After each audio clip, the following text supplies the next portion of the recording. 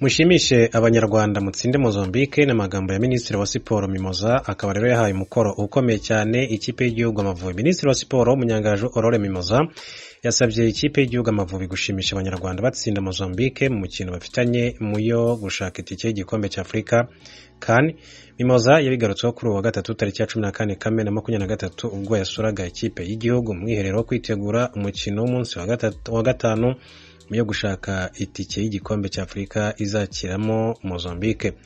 Uyu muyobozi yavuze ko bashyigikiwe ndetse ko bafite inshingano zo gushimisha abanyarwanda batsinda igihugu cya Mozambique. Yagize ati mureke uyu munsi duhindura amateka yabaye mu myaka 20 ishize, murashyigikiwe kandi mufite inshingano zo gushimisha abanyarwanda mutsinda igihugu cya Mozambique. Yakomeje avuga ko yagize umwanya wo kuganira n'umutoza agasanga yishimiye ikipe afite, anabibutsa ko uyu mukino ari uwa nyuma. Yagize ati nagize umwanya wo kuganira n'umutoza kandi ku ruhande rwe avuga ko yasanze afite ikipe idasanzwe ndetse ishoboye. Iyo abantu rero bagiye mu mukino wa nyuma batanga imbaraga zose, ibishoboka byose biratangwa. Umukino u Rwanda ruzakiramo Mozambique uteganywa ku cyumweru tariki ya 18 Kamena 2023 uzabera kuri stade mpuzamahanga ya Huye. Aya makipe yombi ari mu itsinda L uyobowe na Senegal ifite amanota 12 yamaze no kubona itike. Benin na Mozambique zifite 4 mu gihe u Rwanda ari urwa nyuma n'amanota 2 gusa. Rukaba rero rusabwa gutsinda ikipe y'igihugu ya Mozambique. Mu makuru ajyanye na siporo kandi mabwire ko Gacinya Chance Denis agiye kwitabaza CAF na FIFA nyuma yo kwitambikwa muri Ferwafa. Gacinya Chance Denis agiye gutanga ikirego mu mpuzamashyirahamwe ya ruhago muri Afurika CAF n'ishyirahamwe ry'umupira w'amaguru ku isi FIFA kubera kandidatire ye yo kwiyamamariza kwinjira muri Ferwafa nka vice perezida wa kabiri ushinzwe tekinike yanzwe.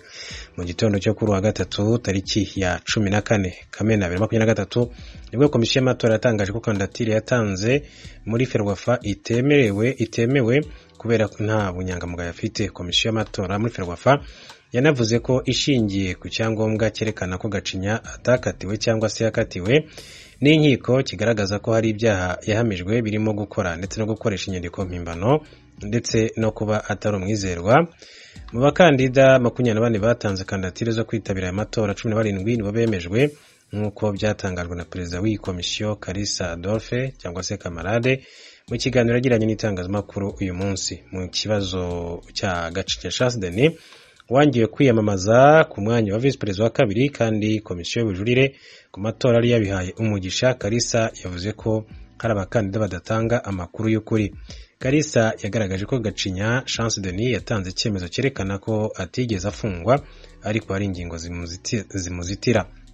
Yagize ati twabonye icyemezo cy'ubushinjacyaha bukuru kigaragaza ko atigeze afungwa amezi agera kuri 6, ate guhamwa n'icyaha ni kimwe no gukatirwa n'ikindi.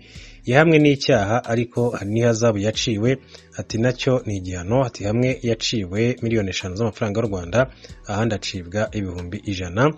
Nyuma rero y'icyemezo cyafatiwe Gacinya yandikiwe Ferwafa anenga ndetse agaragaza kutishimira icyemezo cyo kumwangira kwiyamamaza. Yakomeje agira ati kugeza amagingo aya nemerewe kwiyamamaza nk'uko byemejwe mu bujurire. Mpakanye kandi sinemeye ibikubiye mu ibaruwa yanyu iduhakanira kwiyamamaza ndetse tukaba twiteguye gushyikiriza ikibazo cyacu inzego za CAF na FIFA kugira ngo aka karengane gacike burundu maze tugire umupira ushingiye ku muco nk'uko uyu yabigarutseho. Amatora ateganyijwe kuba tariki ya 24 Kamena 2023 azatorerwamo n'abandi bayobozi bagize komite nyobozi y'ishyirahamwe ya ruhago mu Rwanda. Inteko ishinga amategeko yemeje umushinga wo gutangiza African Biomanufacturing Institute. Inteko ishinga amategeko umutwe w'abadepite yemeje ishingiro ry'umushinga w'itegeko rishyiraho ishuri rikuru nyafurika ryigisha ibijyanye n'inganda zikora ibishingiye ku binyabuzima Africa Biomanufacturing Institute ku gicamunsi cyo kuri wa 14 Kamena.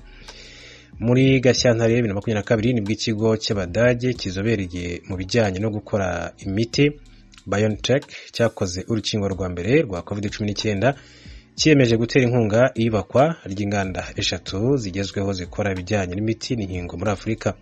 U Rwanda, Afurika y'Epfo na Senegal nibyo bihugu byatoranyijwe muri Afurika bizubakwamo inganda zikora inkingo, aho biteganyijwe ko zishobora no gukora doze zigera kuri miliyoni 300 zifashishwa mu kurwanya indwara z'ibyorezo ziganje muri Afurika. Muri Kamena 2022 mu nama y'abakuru b'ibihugu na za guverinoma bigize umuryango w'ibihugu bikoresha icyongereza Commonwealth yabereye mu Rwanda, hemejwe ko uruganda rwa mbere rwa BioNTech rwubakwa mu Rwanda mbere y'uko umwaka wa 2022 urangira. Perezida Kagame ku itariki 23 Kamena 2022 yashyizeho ibuye ry'ifatizo ry'urwo ruganda mu cyanya cya Uringandi Masoro mu karere ka Gasabo. BioNTech yateganyaga ko bitarenze mu mpera z'umwaka wa 2023 uruganda rugomba kuba rufite abakozi babifitiye ubumenyi, ubushobozi 120, ariko ku ikubitiro rugatangirana n'abagera kuri 50. Minisitiri w'uburezi Dr. Uwamariya Valentine yavuze ko ariho igitekerezo cyo gushyiraho ishuri kigamije gushaka abakozi b'urwo ruganda. Yagize ati ni muri urwo rwego leta y'u Rwanda yagize igitekerezo cyo gushyiraho ishuri rikuru nyafurika rizajya yigisha ibijyanye n'inganda zikora ibishingiye ku binyabuzima kugira ngo hazashobore no kuboneka abakozi babifitiye ubushobozi n'ubumenyi bakora muri urwo ruganda no guteza imbere ubuvuzi hakorwa inkingo zinyuranye zishobora gufasha igihugu na Afurika muri rusange kurwanya indwara z'ibyorezo. Minisiteri y'uburezi ifatanyije n'izindi nzego za leta niyo yateguye umushinga w'itegeko ushyikirizwa kandi wemezwa n'inama y'abaminisitiri ku itariki 22/23 mbere y'uko ushyikirizwa inteko ishinga amategeko. Ishingiro ry'umushinga w'itegeko ryemejwe rikazabanza kujya muri komisiyo kugira ngo ibusuzume. Perezida Paul Kagame yavuze ko kubaka uru ruganda ari intambwe ikomeye cyane mu buvuzi buteye imbere. Yagize ati iki gikorwa ni intambwe ikomeye mu kwihaza mu bijyanye n'inkingo. U Rwanda rushaka kubakira ku ishoramari ati rizarufasha mu kurushaho kwagura ubuvuzi bugezweho.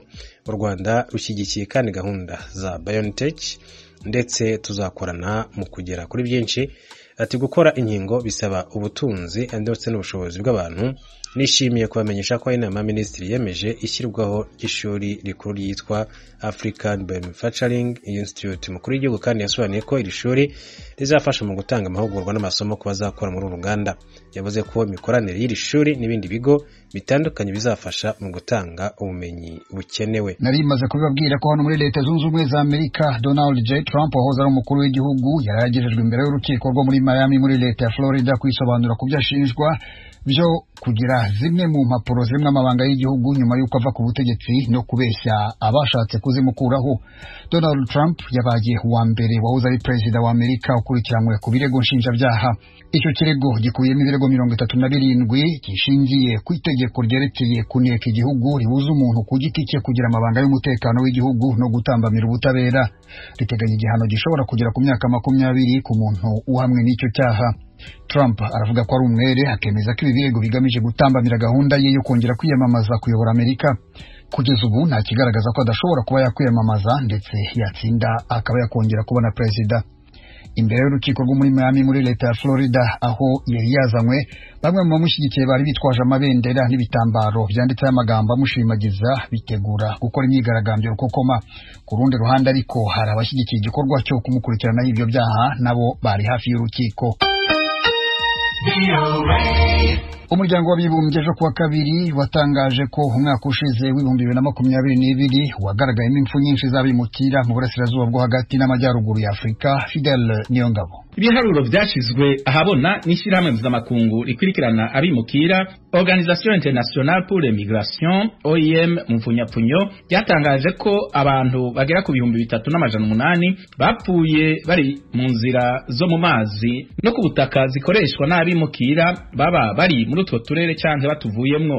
Ivyo biharuro vyerekana ko ibitigiri by'abapfuye vyiyongeye ku rugero rw'ibice 11% umuntu abigereranije n'abantu 3,428 bemejwe ko bapfuye mu mwaka wa 2021. Ivyo ni ibitigiri biri hejuru cyane kuva mu mwaka wa 2017. Otman Bebeisi, umuyobozi w'ishyirahamwe OIM mu karere ko mu buseruko bwo hagati bw'isi no muri Afrika mu buraruko, yasabye ko ico kibazo gikurikiranirwa hafi mu maguru masha. Yasabye kandi ko haba utwigoro dukorewe hamwe mu ntumbero yo gukomeza umutekano no gukingira abimukira. Iryo shirahamwe rimenyesha ko ibiharuro bishikirizwa ku vyerekeye izo ntara zibiri vyerekana ko ibirenga icya kabiri cy'abimukira bapfuye 6,877 mu bice bitandukanye byo ku isi. mu nzira abimukira bakoresha ku butaka bw'utwo turere ishirahamwe OIM rivuga ko abantu barenga 1,025 bapfuye mu gihe abasigaye bapfuye bari mu nzira zo mu mazi bariko batera bagana umugabane w'Uburaya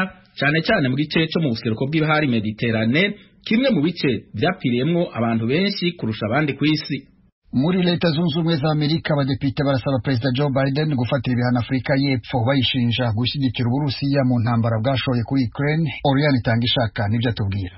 Umugwi w'abashingamateka bahurikiye mu migambwe ibiri ikomeye muri Leta Zunze Ubumwe za Amerika bifuza ko Perezida Biden afatira ibihano Afurika y'Epfo kubera ibirego byashikirijwe bivuga ko ico gihugu kiriko kirafasha Uburusiya mu ntambara na Ukraine. Nk'uko biri mu ikete ryashizwe habona mu kinyamakuru ca New York Times, bavuga ko Afurika y'Epfo yahinduye ikibanza c'inama y'ubudandaji ikomeye bakayishira mu kindi gihugu. Abo bashingamateka bavuga ko Afurika y'Epfo iriko irafasha Uburusiya mu kubaha ibigwanisho. Barongera bakibaza niba ico gihugu gikwiye kubandanya gishigikirwa mu budandaji bwaco kigirana na Amerika biciye mu itegeko ryo korohereza ibihugu byo munsi y'ubugaragwa bwa Sahara. Iryo kete ryanditswe ku itariki 9 z'uku kwezi kwa gatandatu, ryarongikiwe umushikiranganje ajejwe imigenderanire n'amakungu Anthony Blinken, umuyobozi mukuru w'ibiro vya leta bijejwe ubudandaji Catherine Tai, hamwe n'umuhanuzi ajejwe ibibazo by'umutekano Jake Sullivan. Umushikiranganje ajejwe imigenderanire n'amakungu wa Afurika y'Epfo yasohoye urwandiko ruvuga ko igihugu ciwe cabonye iryo kete, akavuga kandi ko kibandanya gushima ugufatwa mu mugongo kwa Leta Zunze Ubumwe za Amerika mu ntumbero z'inama yerekeye.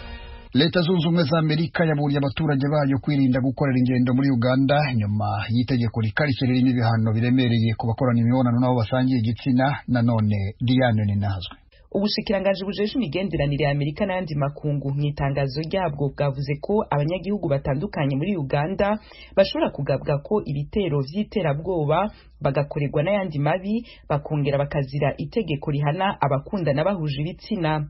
Amerika ivuga ko itegeko rihana abakundana bahuje ibitsina riheruka kwemezwa muri Uganda rizotuma haba abantu bahanishwa umunyororo wo guherayo n'igihano co kunyongwa. Amerika ibandanya igira iti hari abazoshobora gukubagurwa gukorwa ko ibitero n'abarwanya abakundana bahuje ibitsina, eka abandi nabo bapfungwe. Umushikiranganje ajejwe guhanahana amakuru muri Uganda Chris Baryomunsi yabwiye itorokanizo ry'amakuru y'Abafaransa AFP ko Amerika ibwirizwa gutahura ko Uganda ari igihugu cigenga gifata ingingo zibereye abanyagihugu baco kitarinze kugendera ku mategeko n'igitsure c'amakungu.